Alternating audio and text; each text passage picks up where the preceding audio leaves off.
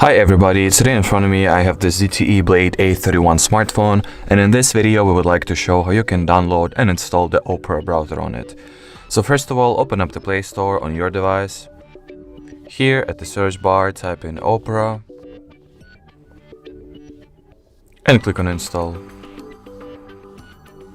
Let the app to get downloaded and installed. It should not take a lot of time, as you can see.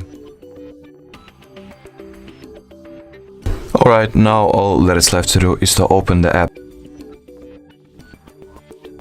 Press on continue. Set up some of the first launch stuff. The Opera app will ask if you want some of the features that it has to offer to be enabled from the start, or you can skip them. Me personally, I'll enable ad blocking, enable checker blocking, and skip the setting Opera as the default browser. Now click on allow, and we are all set.